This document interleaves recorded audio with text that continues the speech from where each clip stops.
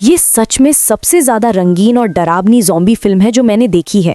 ये बिल्कुल colourful zombie movie है। आपको इसे अपने दोस्तों के साथ देखना चाहिए। कहानी अमेरिका की एक बायो लैब में शुरू होती है, जहां सफाई कर्मचारी सफाई कर रहा होता है।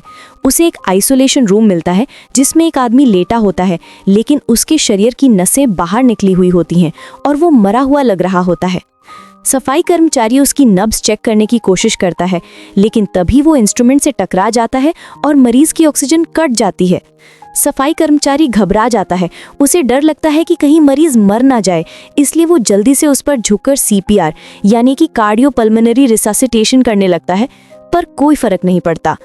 मजबूरी में वो ऑक्सीजन ट्यूब हटाकर मुंह से सांस लेने की कोशिश करता है, लेकिन मरीज के मुंह की बदबू इतनी तेज होती है कि वो पीछे हट जाता है।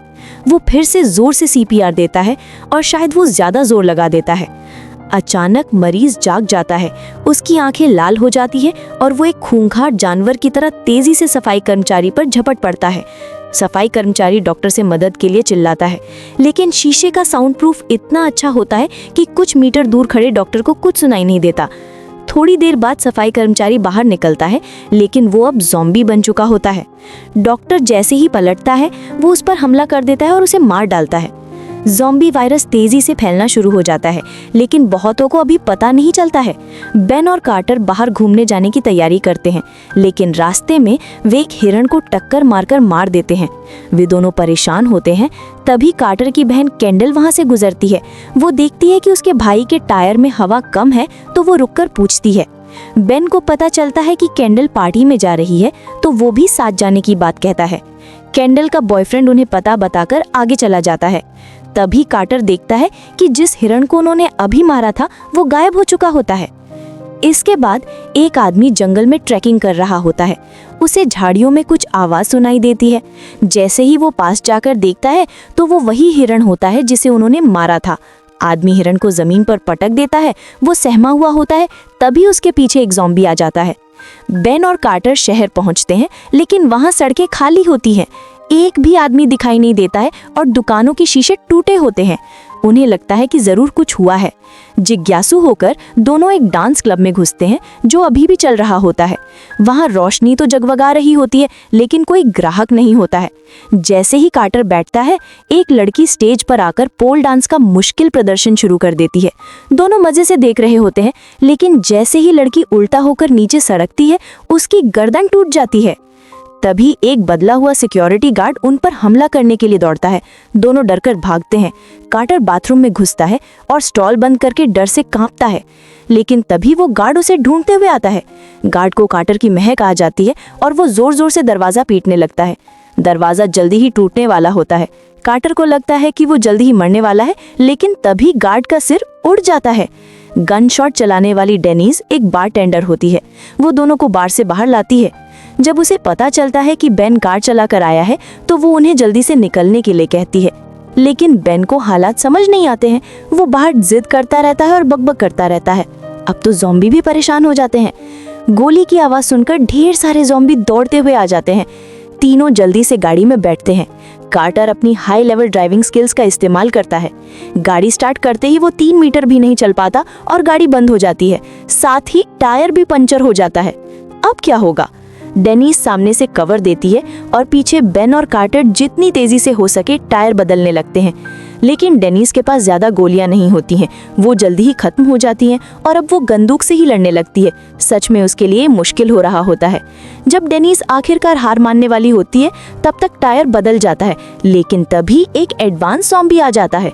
तीनों तेजी से भागते हैं और पुलिस स्टेशन पहुंचते हैं, लेकिन थाने की गेट पर एक नोटिस लगा होता है जिसमें लिखा होता है, ज़ॉम्बी अटैक के कारण सभी पुलिसकर्मी चले गए हैं, बचे हुए लोग खुद की रक्षा करें। तीनों वहां से निकलने ही वाले होते हैं, तभी ज़ॉम्बी का झुंड उनका पीछा करते हुए आ जाता है। उन्हें मजबूरी में पुलिस स्टेशन के अंदर छिपना पड़ता है, लेकिन उन्हें पता नहीं होता है कि अंदर पहले से ही एक पुलिस वाला ज़ॉम्बी होता है। जैसे ही वो देखता है कि कोई अंदर आया है, वो अंधाधुंध गोलियां चलाने लगता है। गोली की आवाज़ से बाहर के ज़ॉम्बी का झुंड और भी उत्तेजित हो जाता है और वे दरवाजे को धक्का देने लगते हैं। वे पुलिस वाले को अब और खेलने नहीं दे सकते थे। कार्टर और बेन तुरंत एक्शन लेते हैं। एक आग बुझाने वाले सिलेंडर से सामने की ओर खूब सारा स्प्रे करता है। और दूसरा पीछे से हमला करके आखिरकार वो उस ज़ॉम्बी को खत्म कर देते हैं। जब दोनों थोड़ा खुश होते हैं तभी पुलिस स्टेशन का कांच का दरवाजा टूट जाता है। ज़ॉम्बी की एक बड़ी लहर अंदर आ जाती है। कमाल की बात यह है कि वो बहुत फुर्तीले होते हैं और एक दूसरे से ज्यादा तेज भागते हैं। ज़ॉम्बी उनका पीछा करते हैं और आखिर में तीनों को जेल के अंदर छिपना पड़ता है। हालांकि वे ज़ॉम्बी से घिरे हुए होते हैं, लेकिन लोहे का पिंजरा उन्हें कुछ समय के लिए बचा लेता है। अब ये देखना होता है कि कौन ज्यादा देर तक टिकेगा। लेकिन कुछ ही देर में बाहर पार्टी म्यूजिक बजने लगता है। ज़ॉम्बी तुरंत आवाज की तरफ खिंचे चले जाते हैं और बाहर की ओर जाने लगते हैं।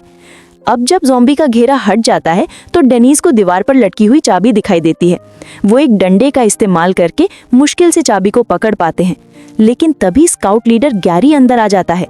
वो मदद करने आया होता है, लेकिन जैसे ही वो अंदर आता है वो अनजाने में चाबी को ठोकर मारकर उसे गटर में गिरा देता है। क्या शानदार काम किया! लेकिन वो अपने दोस्तों को बचाने का काम नहीं छोड़ता है। वो कुछ ही देर में ताला खोलकर सबको बाहर निकाल देता है। जैसे ही वे जेल से बाहर निकलते हैं, एक ज़ॉम्बी अंदर घुस आता है। वे पुलिस स्टेशन के लोहे के गेट को खींचकर ज़ॉम्बी को अंदर बंद कर देते हैं। लेकिन गलत समय पर एक हॉट लड़की भागकर बाहर निकलती है। ज़ॉम्बी बनने के बाद उसकी बॉडी और भी हॉट और सेक्सी हो जाती है। ये देखकर बेन की आंखें चमकने लगती हैं। लेकिन ज़ॉम्बी वाली जगह पर ज्यादा देर रुकना ठीक नहीं होता है। चारों पैदल ही आगे बढ़ने लगते हैं। शहर से बाहर निकलने पर उन्हें एक ट्रक दिखाई देता है। वे उस ट्रक को लेना चाहते हैं, लेकिन ट्रक का ड्राइवर अंकल तैयार नहीं होता है। वो खुद ज़ॉम्बी बन चुका होता है, लेकिन फिर भी अपनी गाड़ी को नहीं छोड़ता है और किसी को पास नहीं आने देता है। आखिरकार ये खास टैलेंट वाला ज़ॉम्बी नाचने गाने लगता है। जब वो पूरे जोश में होता है तभी एक गोली आती है और ज़ॉम्बी की पार्टी वहीं खत्म हो जाती है।